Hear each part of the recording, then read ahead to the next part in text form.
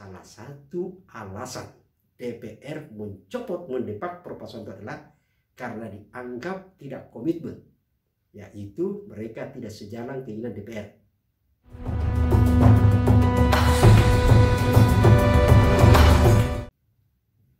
Halo teman-teman sekalian, Assalamualaikum warahmatullahi wabarakatuh. Terima kasih masih terus bersama kami di channel Ustadz Demokrasi.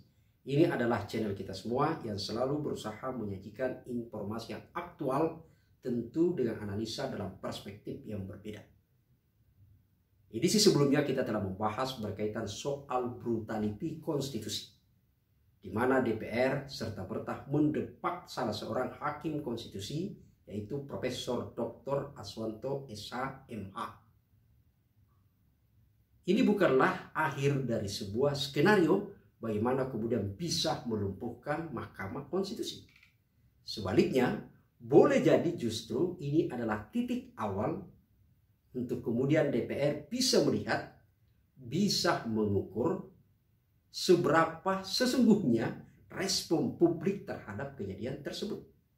Termasuk bagaimana kemudian DPR melihat reaksi dari dalam, yaitu adalah para hakim konstitusi yang ada sekarang ini dan juga tentu para mantan hakim konstitusi.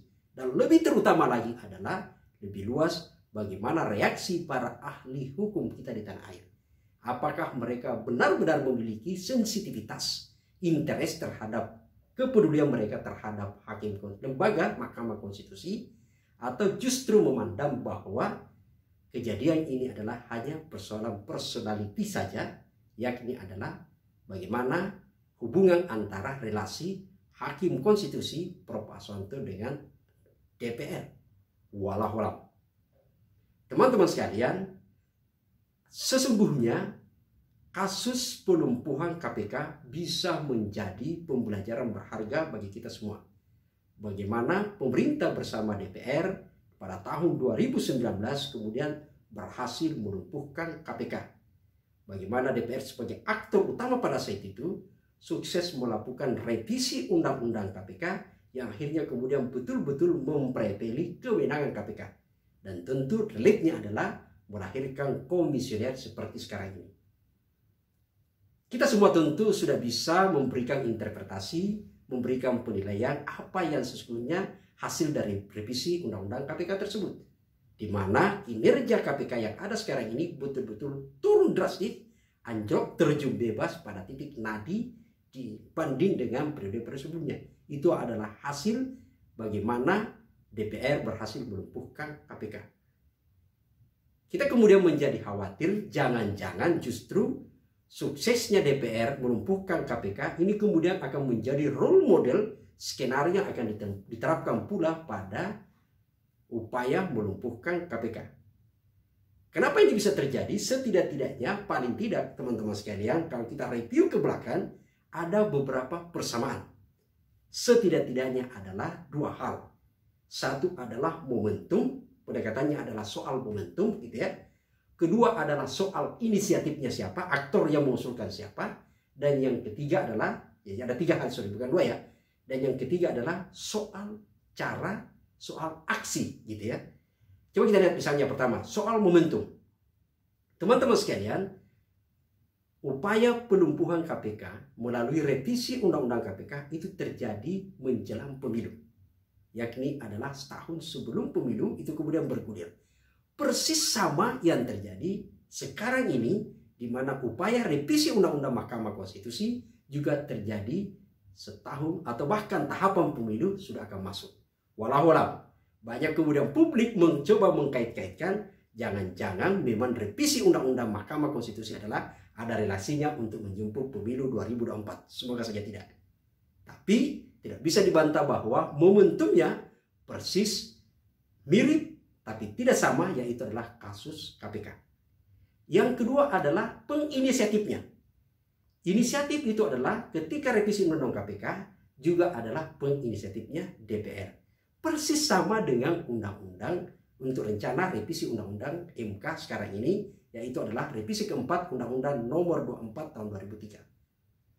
Berdasarkan laman yang kami akses di DPR, ternyata bahwa sudah ditetapkan, sudah diputuskan gitu ya, bahwa usulan revisi undang-undang Mahkamah Konstitusi itu akan menjadi hak inisiatif DPR. Bahkan sesungguhnya adalah sudah ada pemandangan mini praksi. Itu dari sisi momentum gitu ya. Jadi ada kesamaan di sana. Yang kedua adalah jadi tadi momentum, waktu, yang kedua inisiatifnya sama, dan ketiga adalah soal cara. Cara yang saya maksud adalah untuk melumpuhkan itu sama-sama melalui revisi undang-undang yang tentu akan masuk pada relasinya adalah komisionernya. Coba kita lihat misalnya. Apa yang direvisi? Yang direvisi di Undang-Undang KPK adalah berkaitan dengan kewenangan KPK yang dipertimbangkan. Lalu kemudian apa yang terjadi yang diusulkan dalam Undang-Undang revisi Undang-Undang Mahkamah Konstitusi. Sayang sekali di laman DPR hasil harmonisasi undang-undang ini ternyata tidak dipublikasi.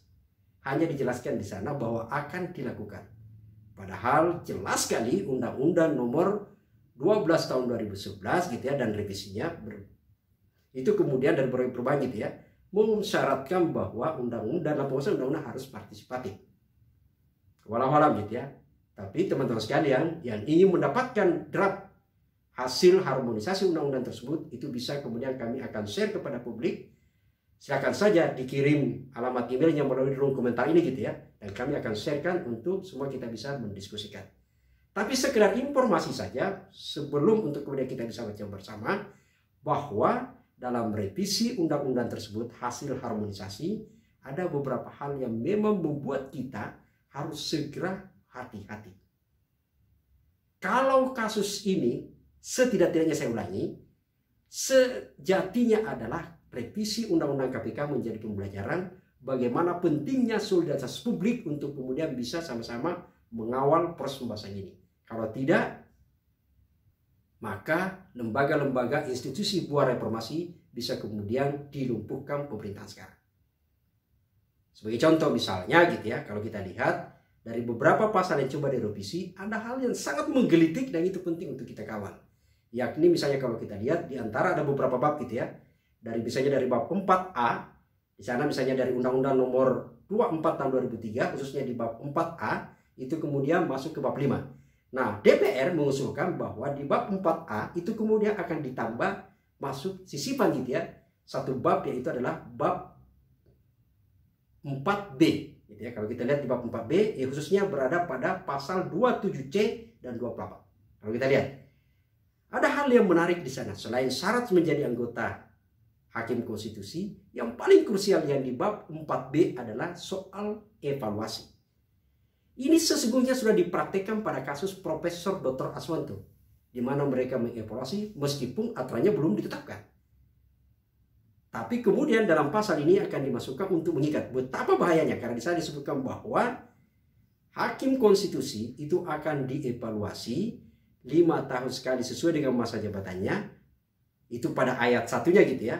Tapi kemudian akan di suatu waktu bisa dilakukan evaluasi juga oleh yang bersangkutan, yang bersangkutan gitu ya. Sepanjang itu kemudian ada pengaduan. Nah, ini yang pengaduan yang multitafsir. Siapa? Karena bisa saja orang kemudian meminta orang mengadu dan lain, itu biasa saja gitu ya. Jadi sangat rawan di sana, tidak ada penjelasan. Dan yang lebih celaka adalah karena di sana disebutkan lagi bahwa mekanisme evaluasi akan diserahkan kepada masing-masing pengusul. Pengusul, ingat pengusul hakim itu adalah ada presiden, ada Mahkamah Agung, dan ada DPR.